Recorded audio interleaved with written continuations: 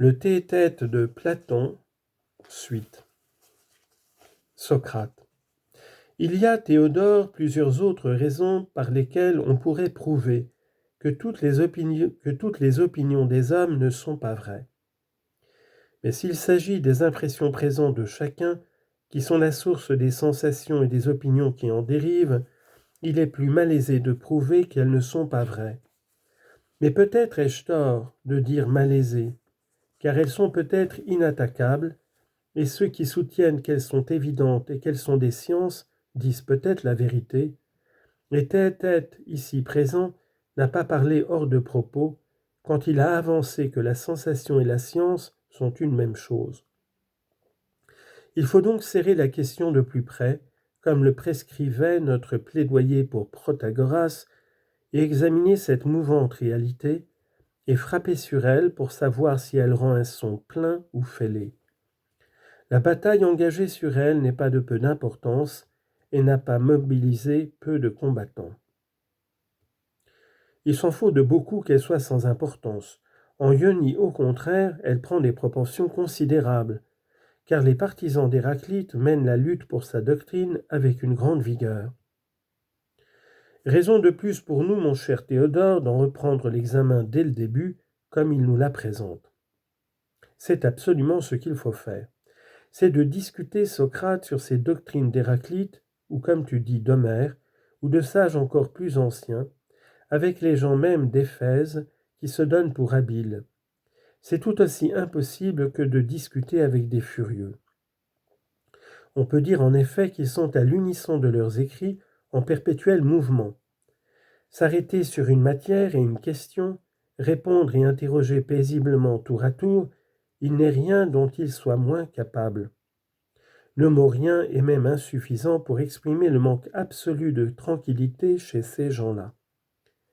Quelle que soit la question que tu leur poses, ils tirent comme d'un carquois de petits mots énigmatiques qu'ils te décochent, et si tu leur demandes d'expliquer ce qu'ils ont dit, tu es aussitôt frappé d'un autre trait sous la forme d'un nouveau mot.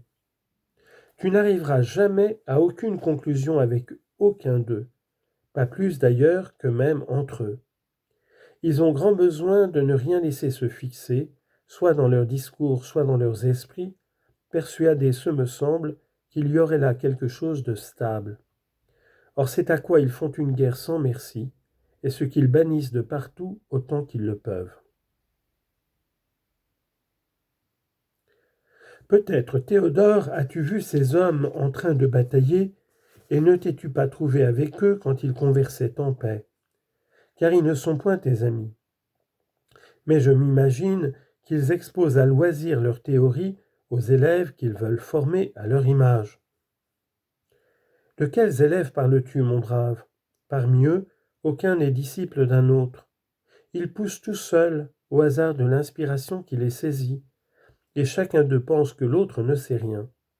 Aussi de ces gens-là, comme j'allais le dire, on ne saurait tirer aucune explication, ni de gré, ni de force. Il faut les prendre et les examiner comme un problème. C'est parler sensément. Quant au problème, ne nous a-t-il pas été transmis par les anciens, qui ont, sous le voile de la poésie, dissimulé à la foule que les générateurs de toutes choses, l'océan et Thétis, sont des courants et que rien n'est stable? C'est ce que les modernes plus savants démontrent ouvertement, afin que les cordonniers mêmes qui les auront entendus se pénètrent de leur sagesse et cessent de croire sottement qu'une partie des êtres est en repos et l'autre en mouvement, et qu'ayant appris que tout se meut, ils révèrent leur maître.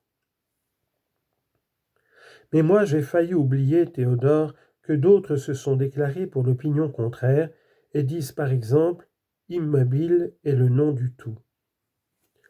Il faut aussi rappeler toutes les protestations élevées contre tous ces gens-là par les Mélissos et les Parménides, qui soutiennent énergiquement que tout est un et se tient immobile en lui-même, n'ayant pas de place où se mouvoir.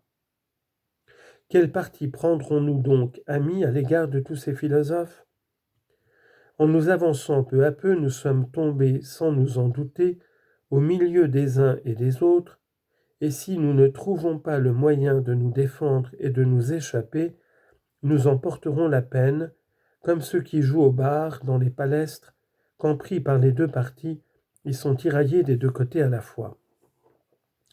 Il faut donc, à mon avis, examiner d'abord les premiers, ceux par qui nous avons commencé, les partisans du flux. Si leur doctrine nous paraît solide, nous en seconderons leurs efforts pour nous tirer à eux et nous tâcherons d'échapper aux autres.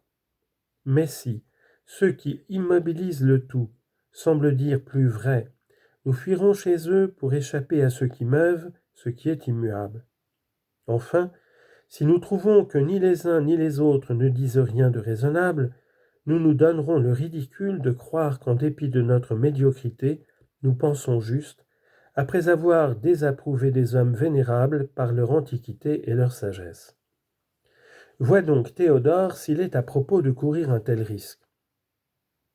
Il serait inadmissible, Socrate, de renoncer à examiner les doctrines de ces deux écoles. Il faut les examiner puisque tu en as un si vif désir. À mon avis, notre enquête sur le mouvement doit commencer par cette question. Que peuvent-ils bien vouloir dire en affirmant que tout se meut ? Ce que je demande, le voici. Entendent-ils qu'il n'y a qu'une espèce de mouvement, ou, comme il me paraît à moi, qu'il y en a deux ? Mais je ne dois pas être seul de mon opinion. Prends ta part du risque toi aussi, afin que, quelle qu'en soit la conséquence, nous la supportions en commun. Dis-moi donc, quand une chose passe d'un lieu à un autre ou qu'elle tourne sur place, n'appelles-tu pas cela mouvement ? Si. Voilà donc une première espèce de mouvement. Mais quand elle reste en place et vieillit, ou que de blanche elle devient noire, ou de dure molle, ou qu'elle subit quelque autre altération, n'est-il pas juste de dire que c'est là une deuxième espèce de mouvement ? Il me le semble. C'est en effet incontestable. Je compte donc deux espèces de mouvements, l'altération et la translation. En quoi tu as raison. Cette distinction faite, adressons-nous maintenant à ceux qui prétendent que tout se meut et faisons-leur cette question. Dites-vous que tout se meut des deux façons à la fois, par translation et par altération, ou que telle partie se meut des deux façons, telle autre de l'une des deux ? Par Zeus, je ne sais, moi, que dire, mais je pense qu'il répondrait des deux façons. S'il ne le disait pas, camarade, il serait obligé de reconnaître que les choses sont à la fois en mouvement et en repos, et qu'il n'est pas plus juste de dire que tout se meut que de dire que tout est en repos. Rien de plus vrai ce que tu dis. Donc, puisqu'il faut que tout se meuve et que l'immobilité ne se rencontre nulle part, tout se meut toujours de chaque espèce de mouvement. Nécessairement.